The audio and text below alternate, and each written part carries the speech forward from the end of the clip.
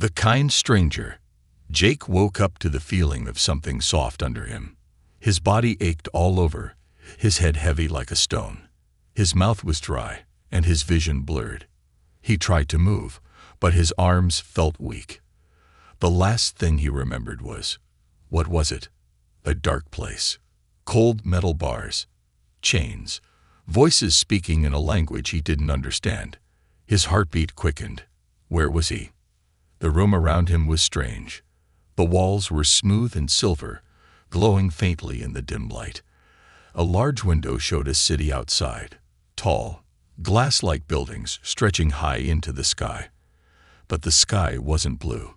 It was purple, with two suns hanging in the distance. This wasn't Earth. Before he could process the shock, the door slid open with a soft hum. A woman stepped inside, but she wasn't human. She was tall, at least 6 feet, with dark blue skin that shimmered under the light. Her eyes were large, bright like silver moons, and her long, flowing black hair looked almost weightless. She wore a long, elegant robe, and as she moved, her steps were completely silent. Jake tensed, his muscles weak, but his mind alert. Was she friend or enemy? "You're awake," she said softly. Her voice was smooth, almost musical. Jake didn't respond. He wasn't sure if he could trust her. "You were in bad shape when I found you," she continued. She walked closer, holding a small glass filled with a glowing blue liquid. "Drink this. It will help." Jake hesitated.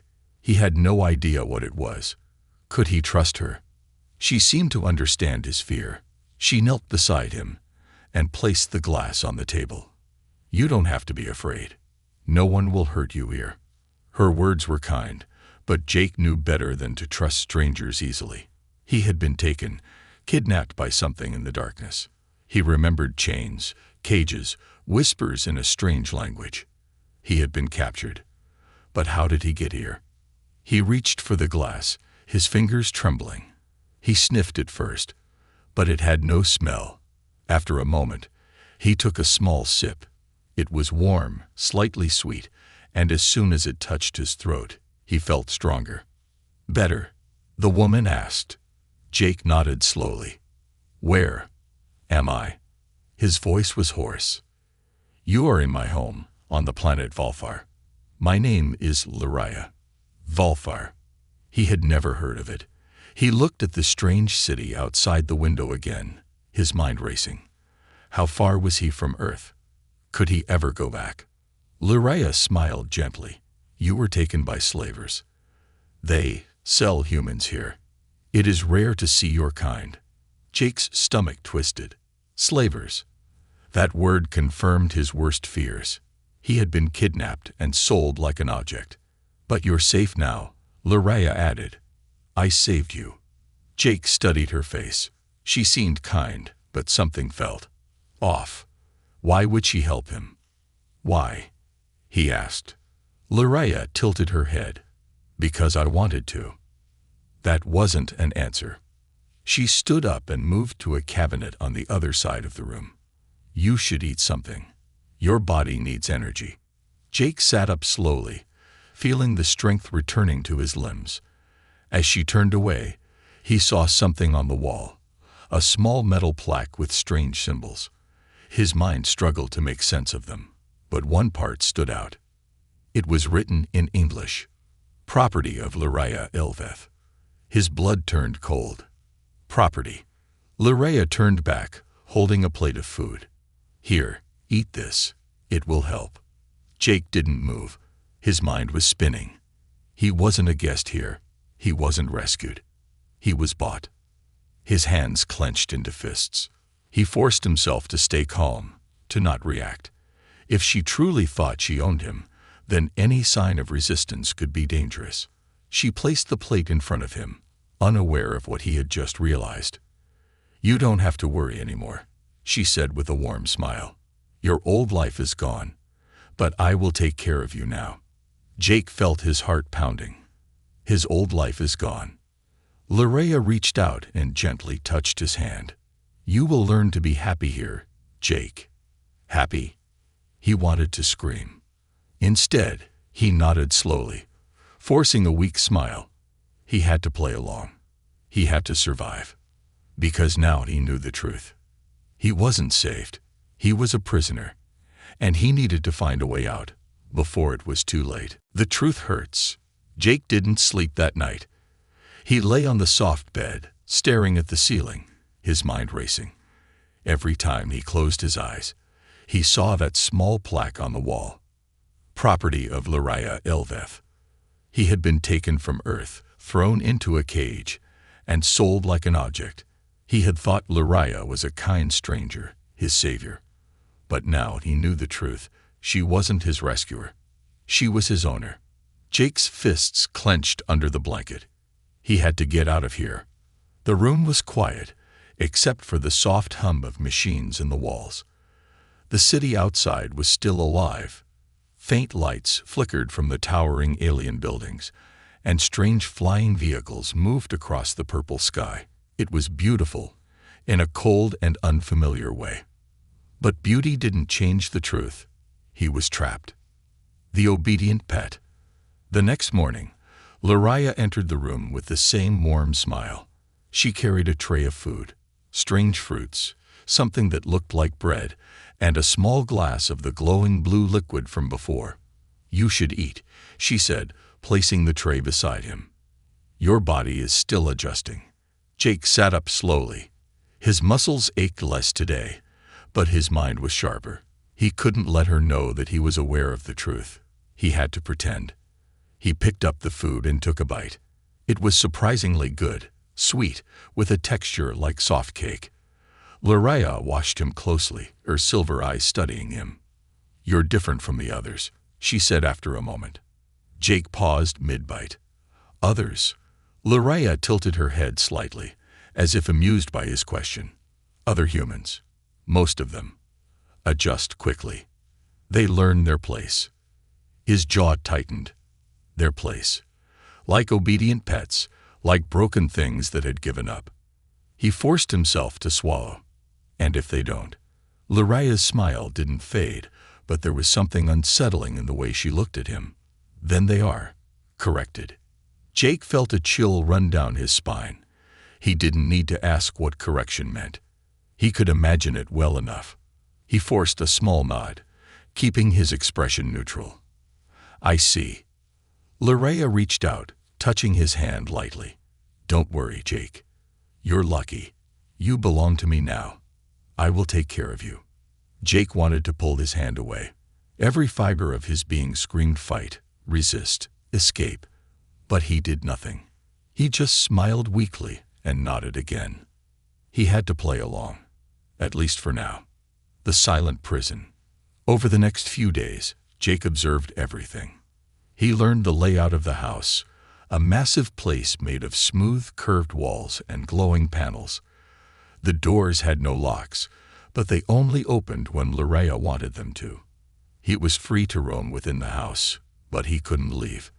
And he wasn't the only one here. There were others. Jake saw them in the hallways, in the gardens, standing near the windows. Humans, but something was wrong with them. They moved silently, their expressions blank. They never spoke, never made eye contact. They walked slowly, heads slightly bowed, like sleepwalkers. Jake tried talking to one of them once, a woman with dark hair and hollow eyes. He had whispered, "Are you okay?" She had turned to him, her lips barely moving, and in the softest, most broken voice, she had whispered back, "Run, before it's too late." Then she had walked away, disappearing down the hall like a ghost. Jake's stomach twisted. What had they done to these people? He knew now, this wasn't just a house. It was a prison. The dangerous question. One evening, Lariah invited him to sit with her in a large, elegant room filled with floating lights. She poured 2 glasses of a golden drink and handed one to him. "I want to know more about you," she said, crossing her legs gracefully. "Tell me about Earth." Jake hesitated. He didn't trust her, but he needed information. So he chose his words carefully. "It's home," he said simply. Lariah smiled. "And yet, it let you be taken." His grip tightened on the glass. Loraya sighed, swirling her drink. Humans don't belong on Earth anymore. Here, you are special. You are valued. Jake stared at her. As what? A person or a possession? Loraya's silver eyes flickered with amusement. Why does it matter? His heart pounded. She wasn't even trying to hide it. To her, this wasn't wrong. Jake forced himself to relax. I just don't understand. Loraya leaned closer. I know this is new for you, Jake, but you will learn. In time, you'll see. This is better. You have no pain here. No suffering. No war. No worries. No freedom, Jake said before he could stop himself. Loraya's smile didn't waver, but there was something cold in her gaze now. You will understand soon, she said softly. Jake forced a weak smile and took a sip of his drink, even though his hands were shaking. The warning. That night, as he lay in bed, Jake's mind raced. He needed a plan. He had to escape. But as he stared at the ceiling, his door suddenly slid open. He sat up quickly, heart pounding. A shadow slipped inside. A human woman, the same one from before, the one who had told him to run. She moved fast, pressing a small metal device into his hand. Keep this hidden, she whispered. Jake looked at it, small, round, blinking with a faint blue light. What is it? He whispered back. A way out, she said, then glanced at the door nervously. But you have to act fast. She's already watching you. Jake's breath caught in his throat.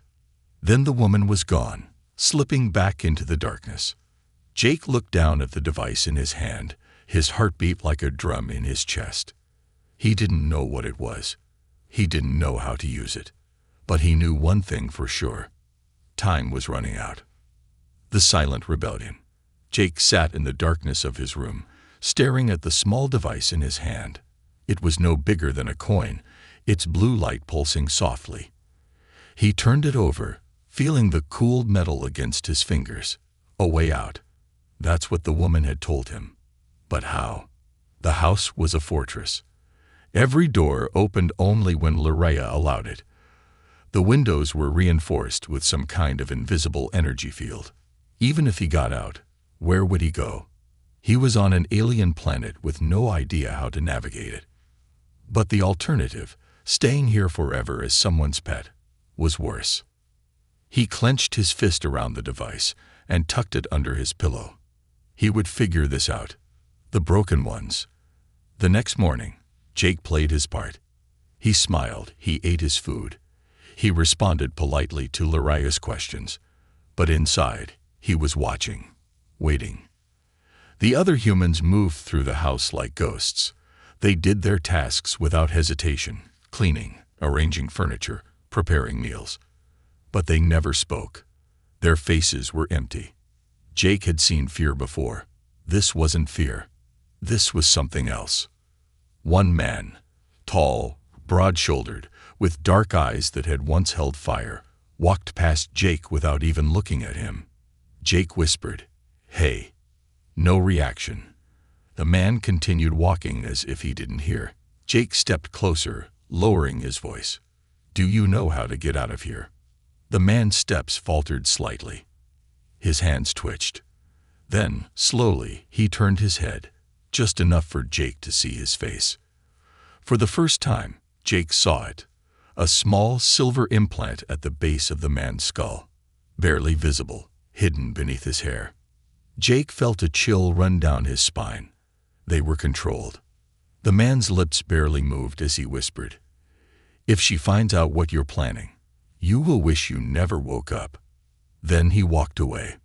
Jake stood frozen. What had they done to these people? Loraya's warning. That night, Loraya invited him to her private chamber. It was different from the rest of the house. Dark, filled with strange floating lights and walls covered in shimmering symbols. A large curved chair sat in the center, and Loraya lounged in it like a queen. "Sit," she said, motioning to the seat across from her. Jake obeyed, keeping his expression neutral. She studied him for a long time, her silver eyes unreadable. "You're not like the others," she finally said. Jake forced a small smile. "Is that bad?" Laraya's lips curled slightly. "It's interesting." She leaned forward. Most humans learn their place quickly. They understand that their old life is over. But you resist. Jake felt his heartbeat quicken. "I'm just trying to understand." Laraya tilted her head. "Understand what?" "Why?" Jake asked, his voice carefully measured. "Why do you take humans? Why not just leave us alone?" Laraya laughed softly. "Because you are special. You are rare. Do you know how valuable you are, Jake?" He swallowed hard. "Valuable." She nodded. "Your kind is unlike any other in the galaxy. Resilient, unpredictable, dangerous." Jake's stomach tightened. "Dangerous." Laraya smiled. "Oh yes, that's why you must be tamed." The word sent a shiver down his spine. She stood up and walked behind him. He fought the urge to flinch as she rested her hands lightly on his shoulders. "Some of you break easily," she whispered. "Some need time." Her fingers trailed down his neck, stopping at the base of his skull. Jake forced himself to stay still. Then softly, she said, "Do not make me fix you, Jake. The escape begins." Jake lay awake that night, his heart pounding. She knew he was different. That meant he didn't have much time. He pulled out the small device the woman had given him. He pressed the tiny button on the side. Nothing happened. His stomach sank. Was it broken? Then suddenly, a faint holographic screen flickered to life above the device. Symbols appeared. Strange, alien text. Jake didn't understand any of it. But then, a voice spoke. A human voice. "If you're hearing this, you're not alone." Jake's breath caught. The message continued. "We are the resistance. If you want to escape, find the night market. There are those who can help you. But be careful. Laraya and her kind, they do not let their pets go easily." Then the message ended. The hologram flickered out. Jake sat there in silence, his heart racing. The resistance. He wasn't alone. There were others, humans who had escaped. And now he had a destination. The night market. But first, he had to find a way past Laraya's watchful eyes. The disappearance. The next morning, Jake noticed something strange. The woman, the one who had given him the device, was gone. He didn't see her at breakfast. She wasn't in the halls. He waited all day, watching, listening. She never appeared. That night, as he passed by one of the rooms, he heard voices inside. Laraya's voice, and another, deep, cold, unfamiliar. Jake pressed himself against the wall and listened. "Troublesome," the second voice said. "He won't be a problem much longer," Laraya replied. There was a pause. Then the second voice said, "Like the girl." Jake's blood turned to ice. Laraya chuckled. "Exactly like the girl." A door hissed open, and Jake barely managed to slip away before they saw him. He moved quickly, quietly, back to his room, his heart pounding. The woman, she was gone because of him. Laraya knew. She had done something to her. Jake sat down, gripping the small device in his hands. He had to move fast. If he waited too long, he would be next. Tomorrow night, he would find a way out. Because if he didn't, he would never get another chance. The escape plan. Jake spent the entire next day watching, waiting, thinking. Every moment, he expected Laraya to confront him, to drag him somewhere dark and cold like she had done to the others. But she didn't. She acted as if nothing had changed. She smiled, spoke to him kindly, and even offered him a rare fruit from her private garden. But her silver eyes watched him too closely. She was waiting for something. She knew. Maybe she didn't know everything. Not yet. But she knew he was different. She knew he wouldn't just accept his new life. And that meant he had very little time. Jake couldn't trust anyone inside the house. But outside, Outside there was the night market. The resistance. A chance. All he had to do was find a way to get there before Lariah decided he wasn't worth the trouble. A chance at freedom. Jake's first problem was getting out of the house. The front doors were controlled by Lariah. He had tried casually walking toward them once, but the moment he got close, an invisible force pushed him back, as if the house itself rejected him. The windows were sealed, their energy barriers preventing escape. But Jake had been watching. There was one way in and out that wasn't locked. The service entrance. At night, the house's silent, obedient human workers carried out the trash and scraps through a back hallway. A heavy door slid open, leading to an alley behind the estate. It only opened for a few seconds. That was his window. That was his chance. But he couldn't just walk out the door. The other humans, broken, controlled, watched, would surely report him. He needed a distraction, and he had just the idea. The fire. Jake spent the day exploring parts of the house he had never been allowed to see before. He made mental notes of every hallway, every machine, every weak spot. He noticed something important. The house's energy system ran through a set of glowing conduits that lined the walls, thin lines of light that pulsed faintly, moving power throughout the structure. If something interrupted that power, even for a moment, the doors might unlock. That was the key, and he had just the right tool for the job. The small metal device the woman had given him. It wasn't just a communicator. When Jake examined it more closely, he noticed something hidden in the back, a tiny pulse emitter. If he placed it near one of the conduits, it could short-circuit the system, just long enough for him to get out. The night of the escape, Jake moved carefully, keeping his expression neutral as he walked through the halls. Every step felt heavier than the last. If he failed tonight, he wouldn't get another chance. Dinner was quiet. Lariah sat across from him, elegant as always. She poured a golden drink into her glass, swirling it lazily. "You seem restless tonight," she observed. Jake forced a small smile. "Just thinking." Lariah watched him. Her silver eyes flickered with something unreadable. "You don't have to think so much," she said. "I told you before, Jake. You will learn to be happy here." Jake nodded, pretended to agree, pretended he wasn't planning to run the moment she looked away. She sipped her drink, her gaze still locked onto him. "Good night, Jake." Jake swallowed hard. Good night. He left the dining hall, his heart pounding. This was it. Breaking the system. Jake slipped through the halls quickly, keeping his head down. When he reached the dimly lit corridor near the service entrance, he moved to the conduit he had chosen earlier. It ran along the floor, where the light pulsed faintly beneath the smooth surface. He crouched down, pressing the small device against the conduit. He activated it. A soft beep sounded. Then, the lights flickered. Jake's heart leaped as the walls hummed, the energy field rippling. A moment of silence followed. Then, alarms blared. A voice echoed through the house. Power disruption detected. Security protocols activated. Jake ran. The chase.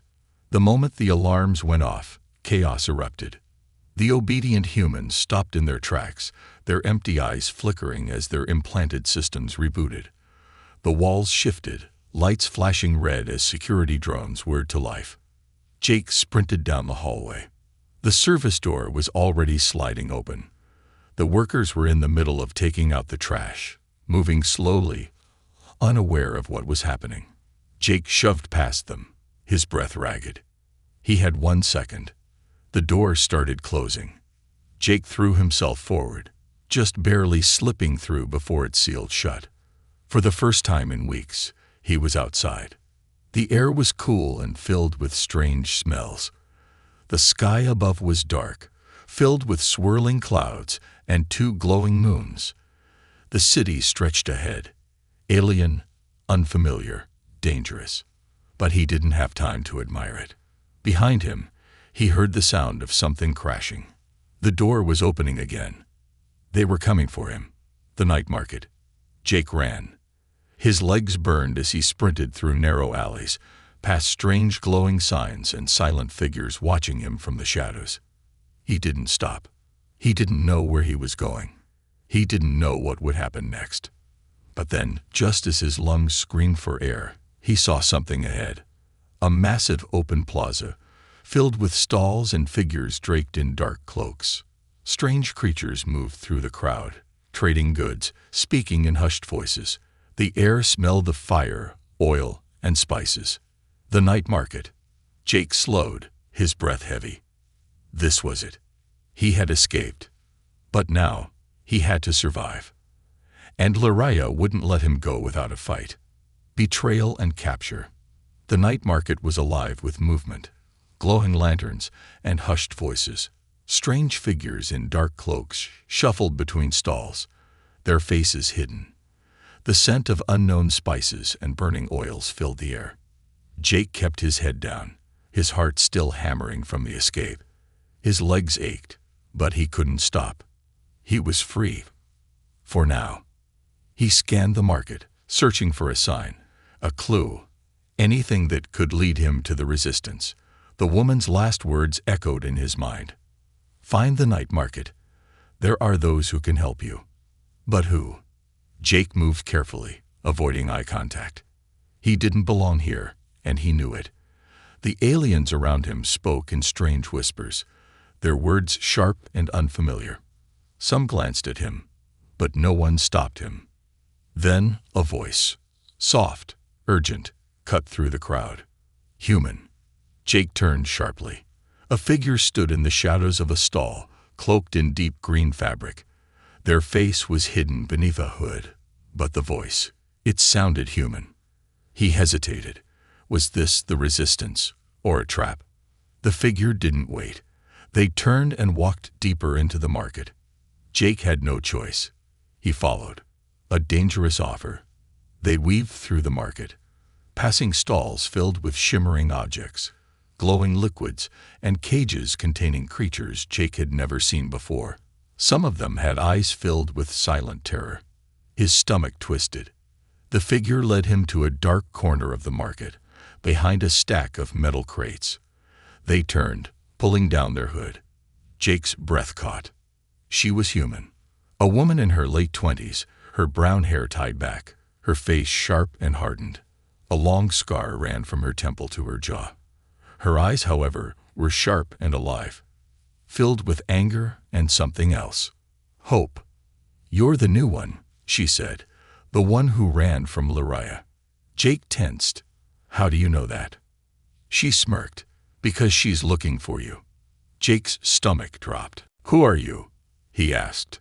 Someone who knows what it means to be owned, she replied. And someone who fights back. The resistance. Jake felt a rush of relief. You have to help me. I need to get off this planet. The woman's face darkened. It's not that simple. She leaned closer, her voice dropping to a whisper. The people who own this world. They don't let things go. You think running away makes you free. No, it makes you a target. Jake swallowed hard. He knew she was right. Lariah wouldn't just let him go. Then what do I do? He asked. The woman's expression hardened. You fight. The trap closes. Before Jake could respond, a sound rippled through the market. A low, pulsing hum. A sound of authority. The market fell silent. Jake turned, and his blood ran cold. A group of armored enforcers stepped into the market, their black uniforms gleaming under the lanterns. They moved with precision, scanning the crowd, and in the center of them, Lariah. Jake's breath caught. She was calm, composed, dressed in her flowing dark robes, but her silver eyes were locked onto him. Panic surged through him. He turned to run, but hands grabbed him from behind. He gasped, struggling, but more figures emerged from the shadows. Mercenaries, bounty hunters. The woman who had promised to help him stepped back. Her face was cold. Betrayal. You should have listened, she said softly. There is no escape. Jake struggled, but the hands were too strong. Lariah walked forward, her gaze never leaving him. "You disappointed me, Jake," she said, "but that was expected." He gritted his teeth. "I'm not your property." Loraya sighed, tilting her head. "Oh, but you are." She raised a hand. One of the enforcers pressed a device against Jake's neck. Pain, white-hot agony exploded through his body. His vision blurred. His knees buckled.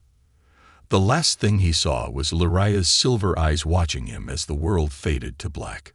The reprogramming. Jake awoke in darkness. Cold metal pressed against his skin. His arms were restrained. He tried to move, but he couldn't. A soft hum filled the air. Machinery. A cold voice spoke, detached and emotionless. "Subject awake, initiating reconditioning protocol." Panic surged through him. He struggled, but his body didn't respond. Then, a screen flickered on in front of him. Loraya's face appeared, calm as ever. "Welcome back, Jake," she said softly. His breath was ragged. "Let me go." Loraya sighed. "You had your chance. You wasted it." She stepped forward, the image of her growing larger on the screen. "You don't understand yet," she whispered. "But you will." The machine whirred. A sharp, searing pulse of electricity shot through Jake's skull. He screamed. Memories ripped apart. His past, his name, his home, his fight, began to blur. Pain, darkness, silence. Then a voice. Soft, calm. Loraya's voice. "You are mine, Jake, and soon you will accept it." Jake gasped, struggling to hold on to himself. He couldn't lose. He couldn't break. But the machine kept humming. His thoughts grew heavy. His mind, slipping. He had to fight. He had to. Everything went black. The human uprising. Darkness. Jake floated in it, weightless, lost. A distant hum pulsed in the back of his mind, slow and rhythmic, like a heartbeat that wasn't his own. He could barely remember his name. A voice whispered through the fog, soft and familiar. "You are mine, Jake, and soon you will accept it." Loraya, something inside him stirred. No, he wasn't hers. He wasn't anyone's. Pain surged through his skull, memories slipping through his grasp like sand. His childhood, his family, Earth, fading. He tried to move, but his body didn't obey. A cold sensation ran through him, as if invisible hands were pulling his thoughts apart, rearranging them into something new, something obedient. No, no. Somewhere, an alarm blared, a distant rumbling. Then, a voice. Not Loraya's. Not alien. Human. "Jake, wake up." A sharp noise, metal scraping against metal. Then a sudden jolt, his body slamming back into itself. Jake's eyes snapped open, and the first thing he saw was fire. The breakout. The ceiling shook as explosions echoed through the facility. Sparks rained down from the overhead lights, flickering wildly. The smooth walls, once pristine, were cracked, riddled with smoke and debris. Through the haze, figures moved. Humans. They were fighting. Shouts filled the air. Laser blasts streaked past as armed rebels stormed the facility, taking down the alien enforcers. The resistance. Jake's heart pounded. He was strapped to a chair in the middle of a sterile room, surrounded by machines that had been trying to erase him. A metal helmet sat on his head, its wires still attached. A soldier rushed toward him, her face smeared with dirt, her brown hair tied back in a tight braid. It was the woman from the night market, the one who betrayed him. "You're lucky we came back," she said, her voice sharp as she yanked the wires from his head. Jake gasped as his mind snapped back into place. Memories flooded in, his escape, his capture, Loraya's cold silver eyes watching him as the machine took him apart. Rage surged through him. "You! No time for that," she interrupted, cutting the restraints on his wrists. "You want revenge. Get up and fight." Jake's legs were weak, but he forced himself to stand. His mind still throbbed, his thoughts not entirely clear. But one thing was certain. He wasn't broken. Not yet. And if Loraya thought she could control them, she was about to learn just how wrong she was. The fall of the facility. Outside the room, chaos rage. Humans, many of them the same blank-eyed captives from Loraya's estate, were breaking free. Some still wore their control implants, but others had already torn them out, their faces twisted in fury. Jake saw one man, huge, his hands covered in blood, rip a guard's weapon from his grasp and turn it against him. For the first time, Jake saw fire in their eyes. They were waking up. He grabbed a fallen enforcer's weapon, a sleek, silver rifle that hummed with energy, and turned to the woman. "How did you find me?" he asked. She fired a shot at a security drone, sending it crashing into a wall. "We never left." Jake blinked. "You set me up." His grip tightened on the rifle. She smirked. "Not exactly. We knew Loraya would come for you, so we let her take you." She fired another shot, hitting an alien guard square in the chest. "We needed to find this place." Jake's stomach twisted. "You used me as bait." She shrugged. "And now you're free. So maybe shut up and fight." Jake clenched his jaw, fury burning through him. He wanted to hate her, but he also wanted to survive. And right now, the only way out of here was through. Loraya's last stand. As they fought their way through the facility, Jake's body moved on instinct. He fired at guards, dodged blasts, and helped other humans break free from their restraints. Then, just as they reached the main exit, a shadow appeared at the end of the hallway. Loraya. She stood tall, her elegant robes stained with dust and smoke. Her silver eyes, always so calm, burned with quiet fury. "You disappoint me, Jake," she said. Jake lifted his rifle. "Good." Loraya didn't move. She didn't need to. The walls around them hummed.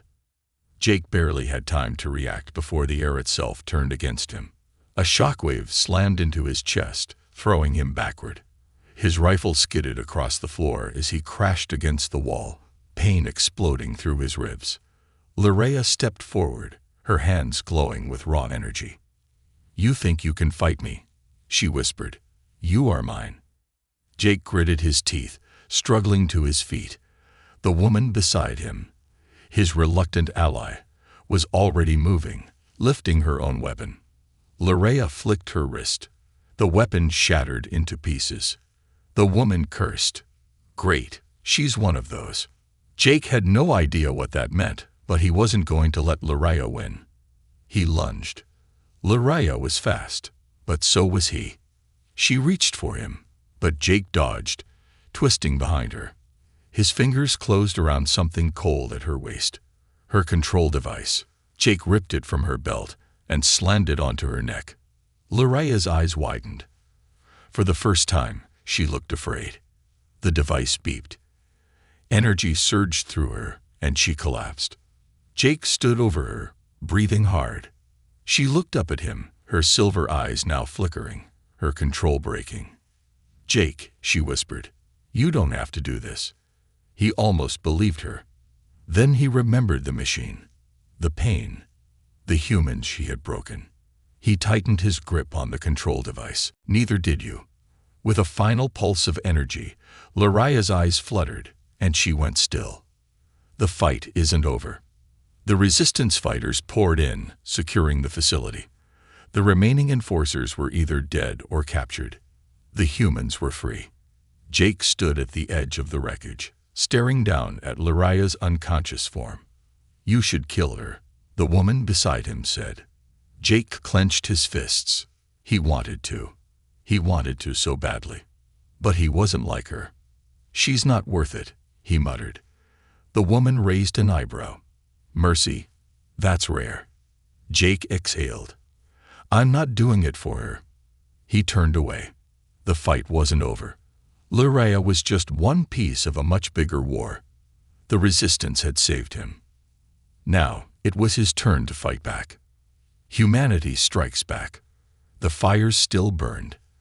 The air smelled of smoke, metal, and something bitter, the scent of rebellion. Jake stood in the ruins of the facility, staring at the unconscious form of Luraya. Her silver eyes were shut, her once flawless robes torn and covered in dust. She had fallen. But Jake knew better than to think this was over. The Resistance had won this battle. The war was just beginning. The escape from Valfar. They couldn't stay here. Even with Luraya down, the Valthari High Council wouldn't ignore what had happened. The humans had just done something that no species in the galaxy dared to do. Fight back. And the slavers would come for revenge. The Resistance leader, the woman who had once betrayed Jake, but later saved him, pulled a stolen datapad from a fallen enforcer. She scanned through it, her expression hardening. They're already mobilizing. Valthari ships are being deployed across the city. She looked up. They're sealing the planet. No one leaves. Jake's grip on his weapon tightened. Then we need a way out before they lock it down completely. The woman, who had finally given him her name, Riva, nodded. We have a ship. It's hidden outside the city, but we need to move now. Jake glanced at the humans they had freed. Many of them were weak, still recovering from years of control, but there was something new in their eyes. Fire. They had been asleep for so long. Now, they were awake, and they were angry. We don't have enough weapons, one of the men muttered. We don't need weapons, Jake said. We just need a plan.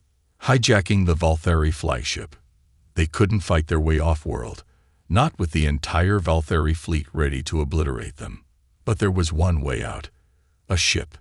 Not just any ship, the Valthari flagship. A massive war cruiser that could blast through any blockade and jump straight into hyperspace. Jake grinned. Now that would be a good way to make a statement. Riva wasn't convinced at first. That ship is crawling with enforcers. Jake smirked. Good. That means no one will expect us to be crazy enough to steal it. They split into two teams. Team 1 would cause chaos, setting off explosions, drawing the guards away. Team 2, Jake's team, would infiltrate the ship. It was suicide. Jake wouldn't have it any other way. The final fight. The plan worked. Explosions lit up the night sky as the Resistance attacked the city. Valthari guards rushed to defend against the uprising, leaving the flagship vulnerable. Jake and his team slipped through the shadows, moving fast. They took down guards, disabling security systems as they climbed aboard the ship. The halls were silent, too silent. Something wasn't right. Jake reached the bridge, gun raised, and froze. Luraya stood in the center of the control room. She was waiting for him. Her silver eyes gleamed with amusement. She was injured, but not broken. You think I didn't plan for this, she whispered. The doors slammed shut behind him. Trapped. Jake's heart pounded, but instead of fear, he felt something else. Determination. Luraya, he said, taking a step forward. You lost. She smirked. Did I? She raised her hand. The ship trembled. Lights flickered. The air became heavy, crushing. Luraya wasn't just powerful. She was one of the Valthari elders. Her abilities weren't just political. They were real. The air around Jake started to crackle, energy warping. His thoughts became foggy, like she was reaching into his mind, twisting it. Bow, she whispered. Jake gritted his teeth. Not this time. He lunged. Luraya flicked her wrist, sending a wave of force toward him. But he was ready. He twisted at the last second, dodging, and threw something at her. Not a weapon. Her own control device. Luraya's eyes widened as the device latched onto her wrist, its blue light flashing. For the first time, she hesitated. Jake grabbed a fallen guard's weapon and fired. The shot hit her square in the chest. Luraya collapsed. This time, for good. Jake turned to the control panel, overriding the ship's security. He sent a message to the Resistance fighters below. Get aboard. Now, the rise of humanity. Minutes later, the last of the humans rushed onto the ship. The Valtheri fleet was already moving, warships aiming at them from the skies. Jake grabbed the controls. Hold on. The engines roared. The stolen warship blasted through the blockade, dodging enemy fire. The moment they reached open space, Jake activated the hyperspace jump. The stars stretched. And then, they were free. For the first time in his life, Jake saw the universe not as a prison, but as a battlefield. Earth had forgotten about its lost people. The galaxy had treated them like property. But now, they would fight. No more cages, no more chains, no more masters. Jake turned to Riva and the others. We're not just running, he said. We're taking this fight to them. Riva grinned. Now you're thinking like the Resistance. Jake looked out at the stars. They weren't just escaping. They were coming back. And the galaxy would never be the same.